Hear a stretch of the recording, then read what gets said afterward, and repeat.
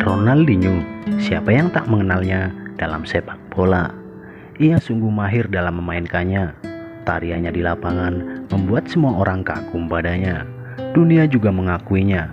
Ia adalah salah satu legenda terhebat di masanya. Kini, RFD akan mengulas bagaimana karir Ronaldinho dari awal. Selamat menyaksikan.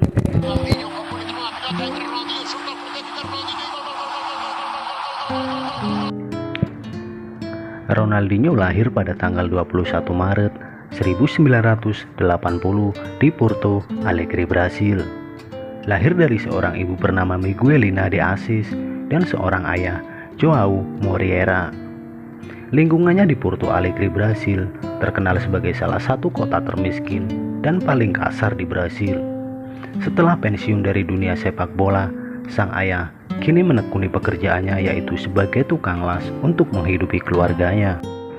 Keluarga Ronaldinho juga menaruh harapan besar pada sang kakak, yaitu Roberto, yang saat itu sedang berjuang untuk bergabung dengan klub profesionalnya agar mendapatkan ekonomi yang lebih untuk dirinya dan mengangkat ekonomi keluarga saat itu. Sayang, waktu itu sang kakak belum bisa masuk ke klub impiannya, sehingga sang ayah harus tetap berjuang keras untuk ekonomi yang lebih baik. Meskipun sang ayah hanya menjadi tukang las di gelanggang kapal, Ronaldinho tak malu menanggapi semua itu. Sang ibu juga tak lelah untuk membantu sang ayah dengan bisnis kosmetiknya hingga menjadi perawat ia lakukan. Singkat cerita, kabar baik pun datang setelah sang kakak Roberto berhasil masuk di sebuah klub sepak bola Brasil, yaitu Grêmio, dengan bantuan salah satu saudara wanitanya saat itu. Sang kakak Roberto juga memiliki keahlian dalam sepak bola, sehingga Grêmio tertarik dan menawari tempat tinggal yang lebih layak dan lebih besar untuk keluarga Ronaldinho. Tetapi harapan sang kakak, yaitu Roberto, untuk bermain sepak bola tingkat atas bersama klub Grêmio hancur ketika menderita cedera lutut yang serius. Bertahun-tahun kemudian, adik laki-lakinya yaitu Ronaldinho hadir, muncul sebagai talenta yang lebih hebat di tim Grêmio. Terinspirasi dari sang kakak yang terus-menerus motivasi Ronaldinho kecil, karena sang kakak tahu ada bakat yang besar dalam diri Ronaldinho kecil. Sang kakak terus melatih Ronaldinho dari 1 lawan 1 dan mulai membawa Ronaldinho kecil ke lapangan dan membuat sesi latihan harian untuk sang adik tersebut. Bahkan Roberto, sang kakak, selalu mengawasi Ronaldinho kecil dalam berlatih dan tak akan pergi sebelum Ronaldinho kecil melakukan tugasnya yang diberikan oleh sang kakak dengan baik. Hal itu membuat Ronaldinho kecil bersedih, marah, bahkan sampai menangis karena sang kakak telah menghilangkan masa-masa bermain bersama teman-teman seusianya waktu itu. Tetapi tak lama kemudian Ronaldinho kecil mengerti apa yang diinginkan sang kakak, yaitu Roberto. Ronaldinho kecil pun mulai menganggap sepak bola lebih serius di usia 7 tahun. Ia mulai mempraktekkan dribbling dan heading baik di darat maupun di udara, mengetahui cara menekuk lutut saat menggiring bola, belajar untuk tidak menatap bola, belajar bagaimana melakukan gerakan pada jarak 1 meter dari lawan, dan belajar bagaimana melakukan akselerasi setiap gerakan. Tak lupa, ia juga melakukan passing dan dribbling, membuat tendangan bebas yang terarah. Saat itu, Ronaldinho tidak langsung masuk klub sepak bola. Ia terjun di dunia futsal terlebih dahulu. Tak butuh waktu yang lama, Ronaldinho kecil berhasil menghipnotis semua penonton dengan gaya sambanya di Brasil. Dan ia adalah salah satu anak kecil dengan permainan samba terindah waktu itu di Brasil. Butuh lebih sedikit waktu sebelum dia mulai mendapatkan perhatian dari penggemar. Awalnya mengenal sebagai anak terkecil dan terbaik yang secara teratur dapat menampilkan gaya Brasil di pertandingan sepak bola futsal. Ronaldinho itu adalah nama julukan waktu ia kecil, yang artinya orang Brasil menyebut Ronaldo kecil. Pengalaman awalnya dengan bermain futsal membantu membentuk gaya permainan yang unik dan peningkatan sentuhan dan kontrol yang luar biasa pada bola. Ia pelajari dari sang kakak laki-lakinya, yaitu Roberto.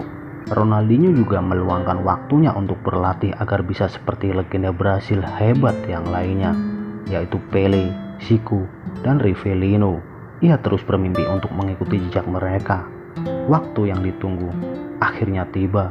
Ronaldinho, dia mendapatkan penghargaan sebagai pemain sepak bola termuda paling berbakat di Brasil dengan 27 gol gilanya yang ia buat dalam satu pertandingan pada usia 13 tahun. Gol-golnya yang luar biasa itu membawa timnya ke kejuaraan junior besar pada tahun 1997 ketika Ronaldinho menginjak usia remaja mendapat panggilan ke timnas nasional U17 Brasil. Tahun itu dia dipercaya untuk memimpin skuad kejuaraan dunia U17 di Mesir, dan benar dia akhirnya juga menjadi salah satu pemain terbaik turnamen waktu itu. Setelah kejuaraan itu, Ronaldinho menandatangani kontrak profesional sepak bola pertamanya untuk klub Grêmio, salah satu tim paling terkenal di Liga Brasil. Dan di tahun berikutnya, dia diberi kesempatan untuk melakukan debut seniornya di Copa Libertadores. Dia berhasil tampil apik dan menawan. Dia segera menjadi pemain inti dalam tim dan menjadi striker bintang untuk warga Brasil. Performanya itu membuat klub Eropa tertarik padanya, terutama PSG dan Arsenal. Dan pada bulan April 2001, PSG berhasil memenangkan perebutan striker Brasil itu dari tim Inggris yaitu Arsenal. Selama bermain di PSG, Ronaldinho juga tetap menjadi pilihan timnas Brasil di turnamen internasional. Penampilannya yang luar biasa itu membuatnya terpilih di Piala Dunia 2002. Di Piala Dunia 2002, dia adalah bagian dari trio tangguh yang beranggotakan Ronaldinho, Ronaldo, dan Rivaldo waktu itu, yang membuat Brasil memenangkan gelar tahun itu. Dan tendangannya dari jarak 30 meter yang mendarat di gawang Inggris pada Piala Dunia 2002 adalah salah satu hal yang tak terlupakan bagi masyarakat Brasil yang dicetak oleh Ronaldinho. Dan puncaknya, Brasil sukses menaklukkan Jerman untuk membawa pulang Piala Dunia 2002 waktu itu. Setelah Piala Dunia 2002 usai, Ronaldinho mengucap tak ingin memperpanjang kontraknya di PSG. Hal itu membuat klub-klub papan atas ingin merekrutnya, di antaranya Barcelona dan Manchester United. Tetapi Ronaldinho lebih memilih ke Barcelona karena saran dari saudaranya. Salah satu klub impian Ronaldinho pun terwujud bisa bermain di klub besar Eropa. Ditambah ia bisa mendapatkan jersey bernomor punggung 10, jersey yang tak asing lagi yang biasa digunakan para legendaris sepak bola waktu itu. Kedatangannya di Barcelona disambut gila oleh para fans, dan benar Ronaldinho pun sukses memberikan gelar champion untuk Barcelona setelah 14 tahun silam tidak mendapatkannya.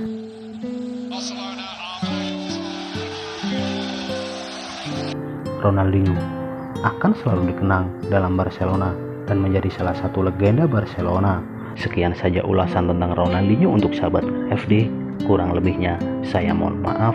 Terima kasih buat sahabat RFD yang sudah subscribe di channel ini. Semoga sehat selalu, murah rezeki. Assalamualaikum warahmatullahi wabarakatuh.